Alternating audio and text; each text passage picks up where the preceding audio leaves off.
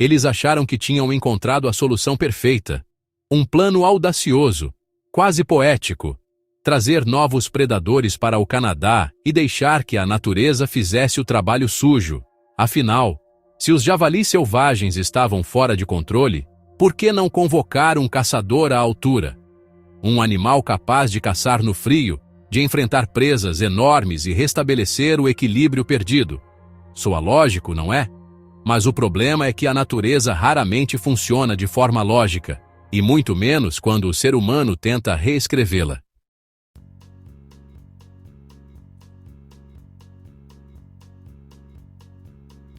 O Canadá, um país conhecido pela calma e pelo respeito ambiental, estava prestes a tomar uma decisão que mudaria tudo. Cientistas, ambientalistas e políticos se dividiram. De um lado, a promessa de um controle biológico natural. Do outro, o medo de repetir um erro que a história já testemunhou inúmeras vezes, o de acreditar que se pode corrigir um desequilíbrio criando outro ainda maior. E foi nesse impasse que nasceu um dos projetos ecológicos mais controversos das últimas décadas. Um plano que envolvia o maior felino do planeta, o tigre siberiano.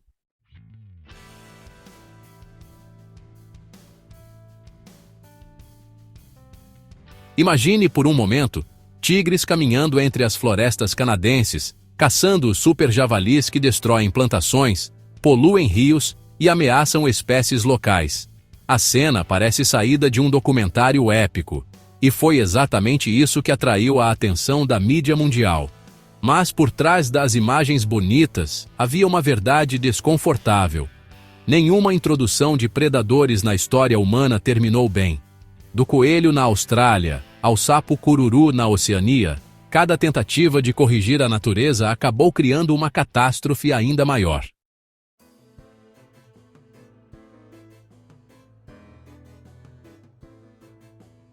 E mesmo assim, o Canadá seguiu adiante. Testes foram simulados, relatórios produzidos, hipóteses aprovadas. O mundo observava curioso, e se dessa vez fosse diferente?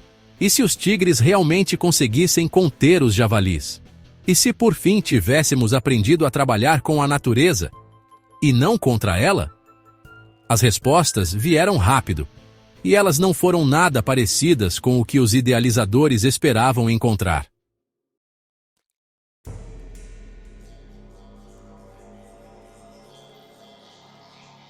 Porque o que começou como uma ideia brilhante logo se transformou em um alerta global. Um lembrete de que, por mais que dominemos a tecnologia, ainda entendemos muito pouco sobre o próprio planeta que habitamos. E, como você vai ver agora, o resultado dessa história é tão impressionante quanto inevitável.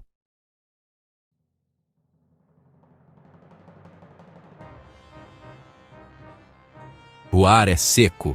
O calor vibra no horizonte e a savana parece suspensa no tempo. Entre as sombras alaranjadas da tarde, uma jovem tigresa se move com uma elegância que disfarça o perigo. Cada passo é calculado, cada respiração é contida. Ela está à beira de um território que ainda não lhe pertence, e para conquistá-lo, precisa provar que é digna de reinar. À frente, um grupo de javalis selvagens, revirando o chão, alheios ao olhar que os observa com a precisão de uma lâmina.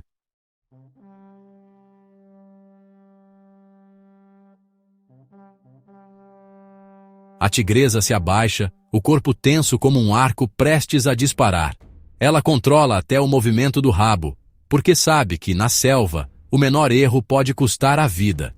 Um passo em falso, e o vento traz sua posição.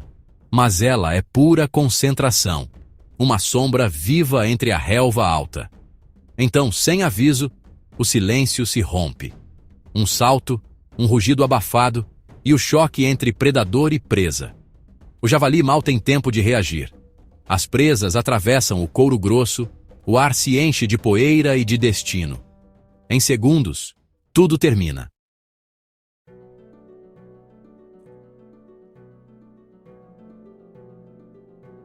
A tigresa se afasta, deita ao lado da caça e respira fundo. O calor da batalha dá lugar a uma quietude quase sagrada. Naquele instante, ela não é apenas uma caçadora, é a própria personificação do equilíbrio da natureza, brutal, mas necessário. O ciclo se completa, o território é reivindicado e o silêncio volta a dominar.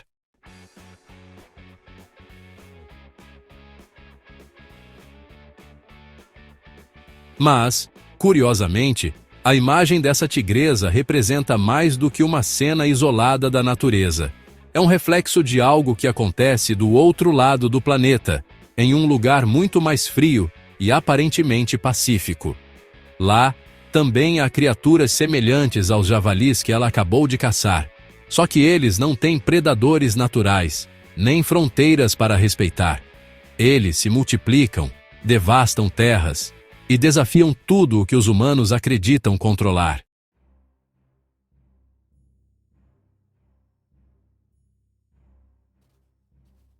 E assim como a tigresa observa sua presa em silêncio, o Canadá observa agora um inimigo crescendo sob seus próprios pés, uma nova espécie de porcos selvagens, híbridos inteligentes, resistentes e quase indestrutíveis. O país mais tranquilo do mundo está prestes a enfrentar uma guerra que ninguém imaginou possível.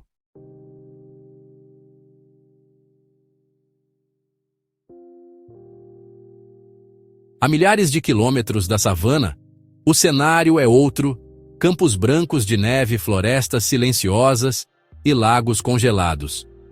Mas sob essa calma gélida, algo está em movimento. No coração do Canadá, uma criatura que não deveria existir está se multiplicando. Há 40 anos, alguns fazendeiros decidiram criar javalis europeus como fonte de carne exótica. Parecia um bom negócio, até que o negócio fugiu. Literalmente. Alguns animais escaparam das cercas, cruzaram-se com porcos domésticos e criaram uma geração nova, mais forte, mais fértil e quase impossível de conter.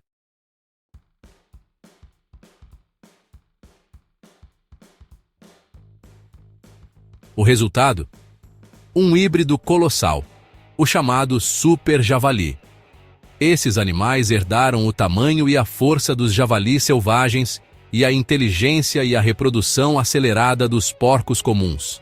Em pouco tempo, começaram a conquistar o território canadense, movendo-se do oeste para o centro, de Alberta a Manitoba, como um exército silencioso.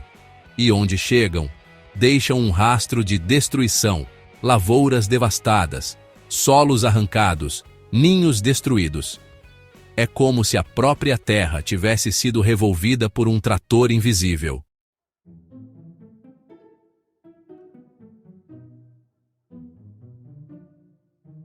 No início, ninguém deu muita atenção.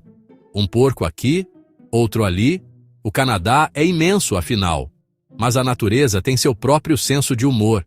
O que começa pequeno, se não for contido, cresce com pressa. Hoje, bandos inteiros de super javalis percorrem áreas agrícolas, florestas e até zonas suburbanas. Caçá-los parece inútil. Eles aprendem rápido, se dividem em grupos menores, se escondem durante o dia e atacam à noite. Caçar um javali canadense é como tentar capturar uma sombra sob a neve.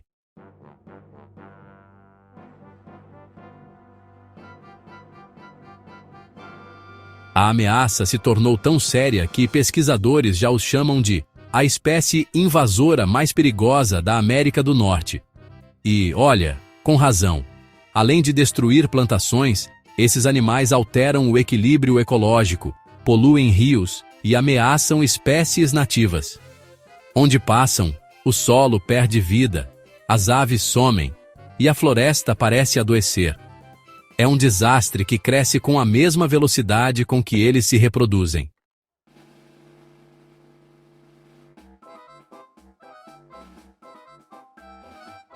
Mas o problema vai muito além da agricultura.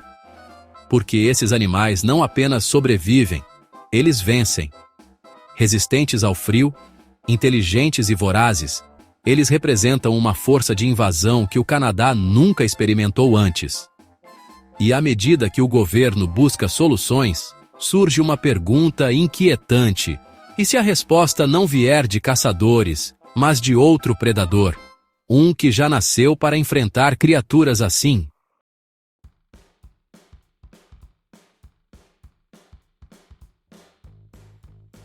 À primeira vista, parece apenas uma invasão de porcos selvagens. Mas basta seguir seus rastros para perceber que é algo muito maior. E, sinceramente, muito mais perigoso. Onde os super-javalis passam, a terra nunca mais é a mesma. As plantações de trigo, cevada e canola, orgulho dos campos canadenses, são transformadas em crateras, como se o solo tivesse sido bombardeado. Cada raiz arrancada, cada semente perdida, representa o colapso silencioso de um ecossistema inteiro.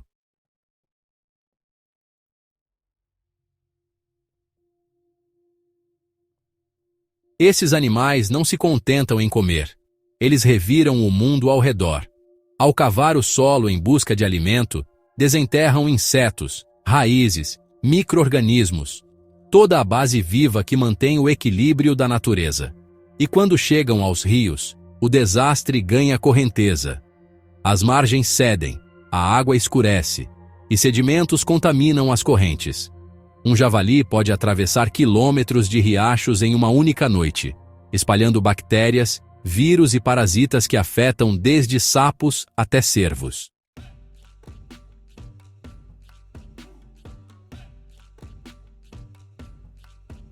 Mas talvez o aspecto mais perturbador seja a transformação desses animais em caçadores. Sim, caçadores.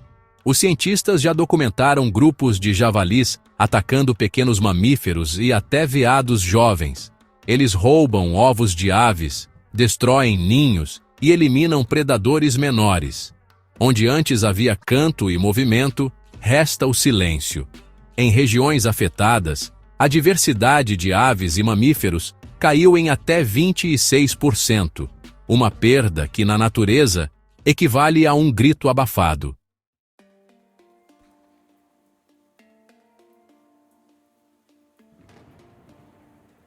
E enquanto as florestas se calam, as fazendas também sentem o impacto. Cada noite de forrageamento equivale a milhares de dólares em prejuízo. Tratores, cercas e plantações inteiras são destruídos. Mas o dano mais grave é o invisível, o desequilíbrio do solo, que leva anos para se recuperar.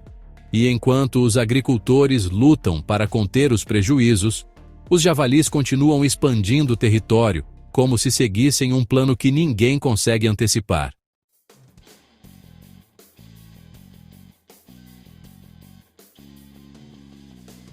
Diante de um inimigo que se multiplica com tamanha eficiência, caçar parece inútil e conter parece impossível. A natureza canadense, antes símbolo de equilíbrio e tranquilidade, se vê agora diante de um invasor que desafia todas as regras. Mas e se existisse um predador à altura? Um animal capaz de caçar esses javalis com a mesma inteligência e brutalidade que eles usam para dominar o território? A resposta, dizem alguns, pode estar nas florestas geladas do outro lado do mundo.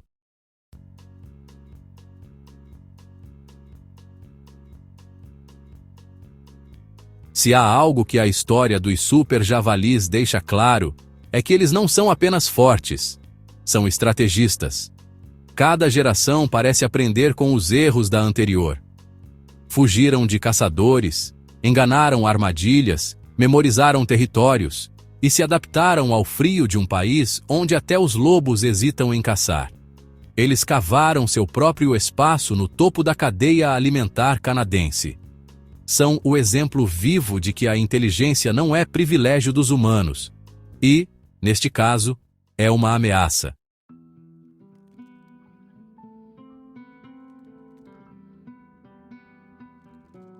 Esses híbridos gigantes chegam a pesar 300 quilos com presas longas o bastante para rasgar aço enferrujado. Durante o inverno, constroem abrigos de neve e capim prensado, verdadeiras fortalezas térmicas conhecidas como igloos. Dentro delas, famílias inteiras sobrevivem ao frio extremo. escondidas como se a própria natureza as protegesse.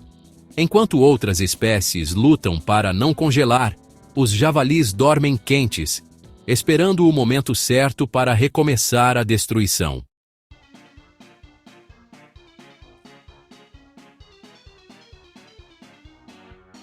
E quando chega a primavera, o ritmo acelera.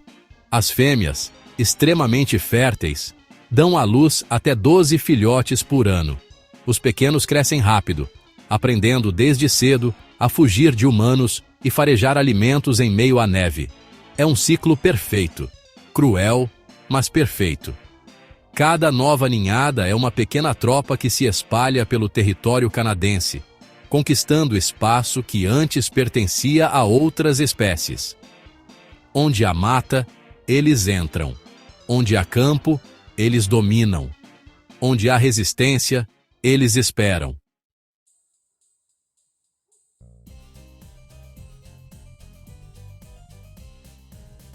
Mas talvez o mais impressionante seja sua inteligência. Esses animais não apenas sobrevivem, eles pensam. Pesquisas mostram que conseguem reconhecer padrões humanos, o barulho de motores, o cheiro de pólvora, até o som das armadilhas sendo armadas. São capazes de alterar seus hábitos, se mover à noite e desaparecer quando perseguidos. Quanto mais o homem tenta controlá-los, mais espertos eles se tornam. É como se estivessem participando de um jogo invisível em que as regras mudam sempre a seu favor.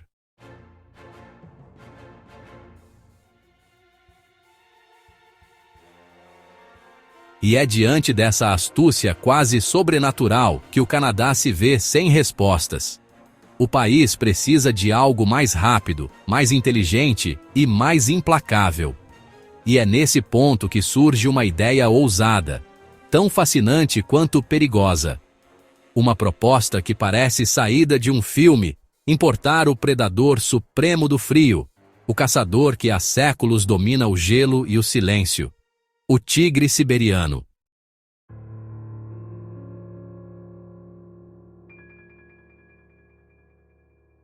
A ideia de introduzir tigres siberianos no Canadá nasceu de uma frustração científica.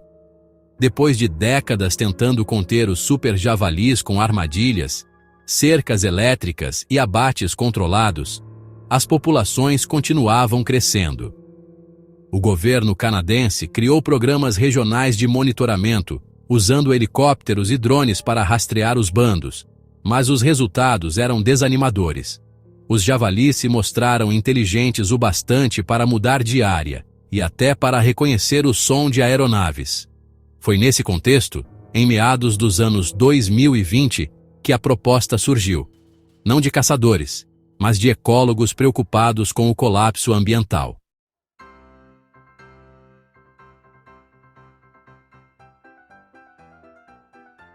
O ponto de partida veio de estudos comparativos realizados na Rússia. Biólogos observaram que nas regiões siberianas onde os tigres ainda predominavam, a população de javalis permanecia naturalmente controlada.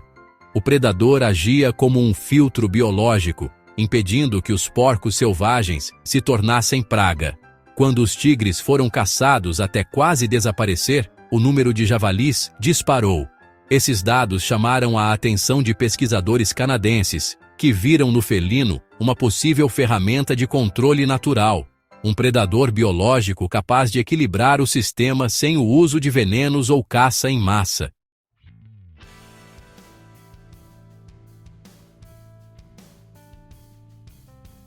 A proposta passou a ser estudada de forma acadêmica. O Canadian Wildlife Research Council conduziu modelagens ecológicas, simulando a introdução de pequenos grupos de tigres em áreas isoladas do oeste canadense, como o Parque Nacional de Jasper e regiões florestais próximas a Alberta. As projeções mostravam que cada tigre poderia caçar até 60 grandes presas por ano, sendo cerca de 1/3 delas javalis. Em teoria, 50 indivíduos bem distribuídos seriam capazes de estabilizar a população invasora em cerca de 20 anos, se não houvesse interferência humana.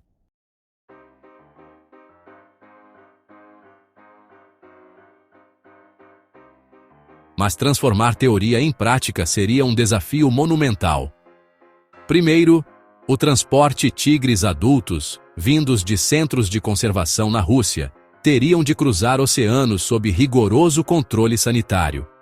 Depois, o ambiente cada animal precisaria de centenas de quilômetros quadrados de território livre, abundância de presas e ausência de atividade humana intensa.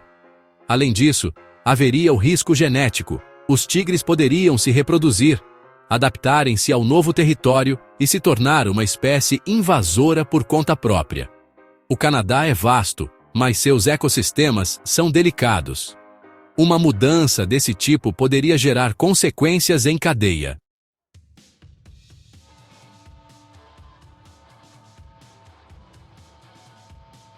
Ainda assim, o estudo avançou até sua fase preliminar. Foram criadas zonas de simulação virtual com dados climáticos e biológicos reais, e até elaboradas hipóteses de reintrodução supervisionada, com tigres monitorados por GPS e alimentados artificialmente até se ajustarem. Mas logo as projeções revelaram um erro crucial, mesmo com dezenas de tigres. O impacto sobre a população de super-javalis seria mínimo. Os felinos precisariam caçar constantemente para sobreviver e não poderiam se concentrar apenas em javalis. Atacariam cervos, alces e até pumas locais. Na prática, a medida criaria mais problemas do que soluções.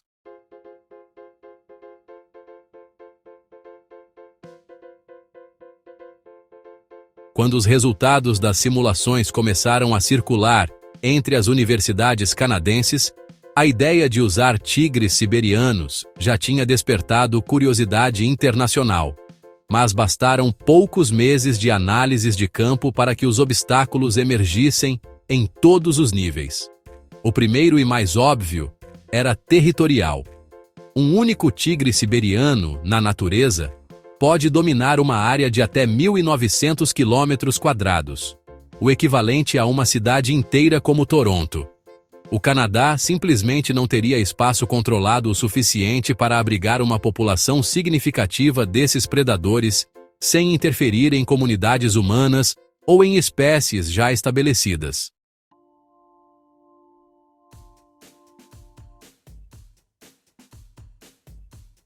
Além do território, havia o comportamento. Tigres são caçadores solitários, extremamente territoriais, e não toleram sobreposição de áreas com outros grandes predadores. O Canadá, no entanto, já abriga uma fauna robusta, lobos, pumas, linces, ursos pardos e até grizzlies. Inserir uma nova espécie de topo significaria alterar a hierarquia natural de toda a cadeia alimentar. Em cenários simulados, a presença de tigres reduzia em até 40% a população de pumas e linces em poucos anos, além de gerar confrontos diretos com ursos por presas e território. Em termos ecológicos, o remédio seria tão destrutivo quanto a doença.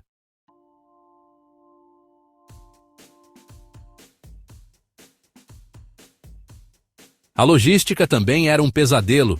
O transporte internacional de grandes felinos exige protocolos complexos de quarentena, controle sanitário e segurança.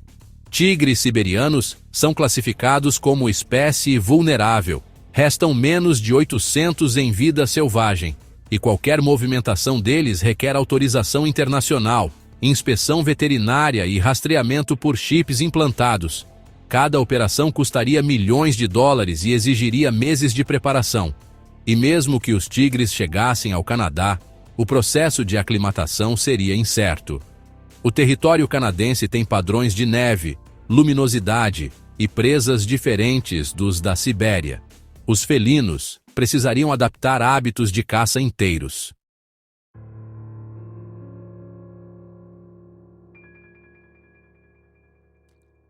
Os desafios éticos e jurídicos completavam o quadro. Nenhum país do hemisfério norte havia introduzido deliberadamente um predador de grande porte não nativo desde o século XIX. Além disso, tratados ambientais internacionais, como a Convention on Biological Diversity, ou CDB, proíbem a introdução de espécies exóticas sem garantias de que não afetarão ecossistemas locais. No caso dos tigres, essas garantias simplesmente não existiam. Relatórios do Canadian Wildlife Research Council alertaram que uma eventual fuga de controle poderia transformar os tigres em uma nova espécie invasora, predando animais protegidos, espalhando doenças e competindo com carnívoros nativos.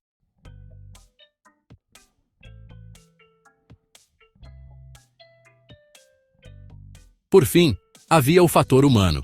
Tigres e civilização não coexistem bem. Em regiões da Rússia e da Índia, ataques ocasionais a fazendeiros e aldeias ainda ocorrem, e o Canadá não seria exceção. Mesmo em áreas remotas, a expansão urbana e a presença de rodovias tornariam inevitáveis os encontros. Os modelos de risco apontavam para um aumento drástico nos conflitos homem-fauna, sem que houvesse infraestrutura adequada para lidar com isso. O país que procurava resolver um problema ecológico acabaria criando um problema social.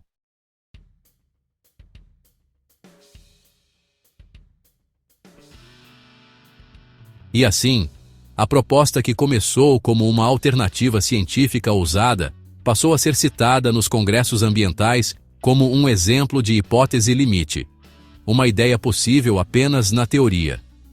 Mas a questão central permanecia. Se os tigres não poderiam resolver o problema, o que poderia?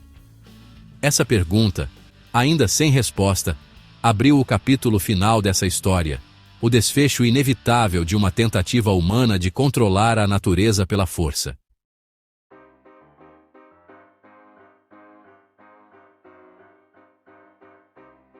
No fim, o projeto dos tigres siberianos tornou-se um caso de estudo, não pela sua execução, mas pelo que ele simbolizou. Em conferências ambientais e relatórios de 2027 em diante, o plano foi citado como exemplo clássico de ecologia reativa, a tendência humana de propor soluções grandiosas para remediar desequilíbrios que o próprio homem provocou. A teoria parecia sedutora, quase elegante, um predador natural eliminando uma praga artificial, mas colapsava diante da realidade biológica, logística e ética. A introdução dos tigres traria mais riscos do que benefícios, e o Canadá seria forçado a lidar com dois problemas em vez de um.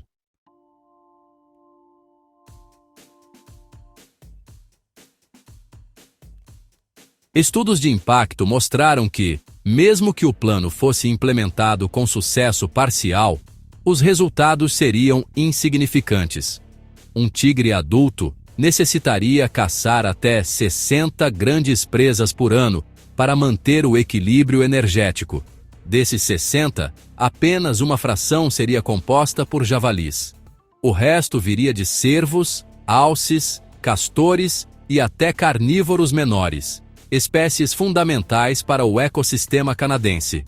Na prática, os tigres acabariam pressionando ainda mais o ambiente, empurrando o problema ecológico para outras cadeias tróficas.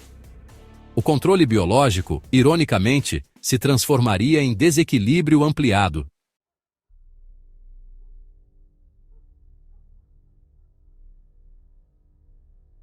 Além disso, os super-javalis provaram ser tão inteligentes quanto adaptáveis. Em áreas onde eram perseguidos, aprenderam a mudar de comportamento, passaram a se mover à noite, a evitar trilhas marcadas e até a reconhecer sons e odores de predadores. Nada indica que fariam diferente diante dos tigres. As simulações mostraram que, após um breve período de caça intensa, os javalis migrariam para áreas urbanas e agrícolas, lugares onde os tigres não poderiam caçar livremente. Em outras palavras, o predador aprenderia os limites da civilização e a presa se esconderia nela. O conflito mudaria de endereço, não de natureza.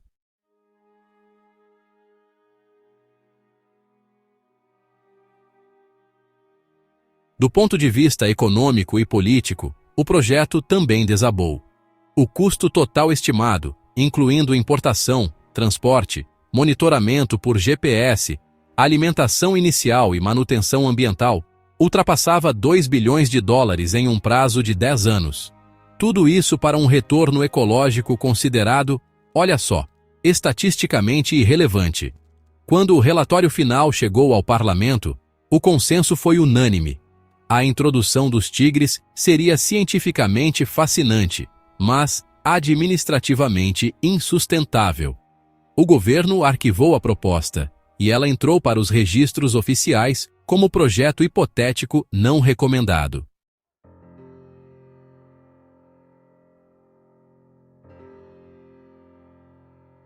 O caso, entretanto, deixou lições valiosas.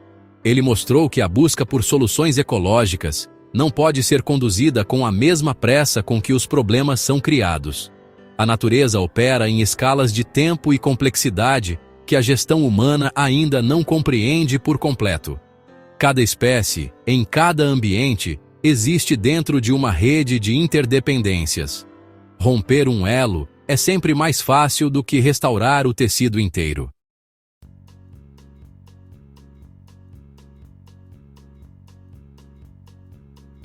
E assim, o Canadá desistiu de convocar os tigres. Mas os super-javalis continuam lá, cada vez mais numerosos, mais discretos e mais difíceis de conter. A guerra silenciosa entre o homem e o instinto segue sem vencedor. O país que sonhou com a ajuda de um predador estrangeiro agora entende que a luta precisa ser travada com conhecimento, não com força. E embora os tigres nunca tenham cruzado o Pacífico, a ideia deles permanece como um lembrete. Algumas soluções são tão grandiosas que só funcionam na imaginação, e talvez nas histórias que a própria natureza escreve sobre nós.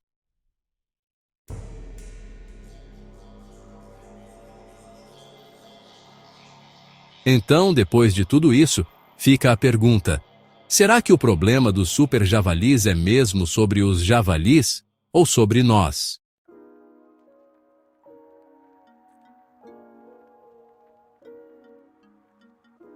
O Canadá tentou resolver uma crise ambiental importando o predador perfeito, mas descobriu que o equilíbrio natural não se compra, não se transporta e não se instala como um software. E essa lição não vale só para o Canadá. Vale para qualquer um de nós que ainda acredita que é possível corrigir a natureza sem compreendê-la primeiro.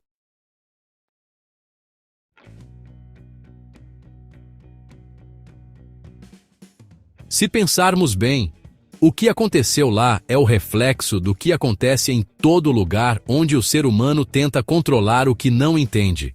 Nós criamos o desequilíbrio, depois chamamos isso de tragédia, e finalmente buscamos soluções grandiosas para apagar o incêndio que nós mesmos acendemos. E a ironia: quanto mais tentamos consertar, mais complicamos.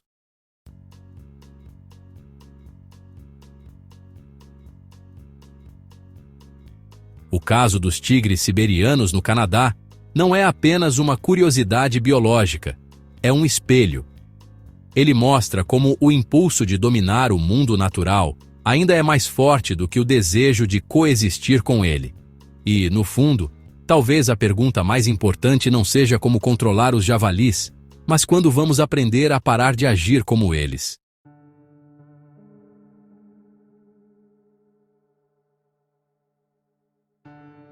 Agora eu quero te ouvir. Se você estivesse no lugar dos pesquisadores canadenses, teria feito o mesmo? Você acha que a natureza precisa de ajuda? Ou apenas que a deixemos em paz?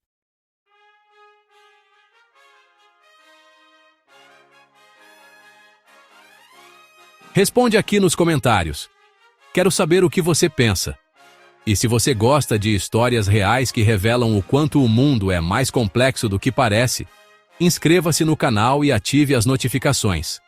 Assim, você não perde nenhum novo episódio como este, onde a curiosidade se encontra com a realidade e o impossível ganha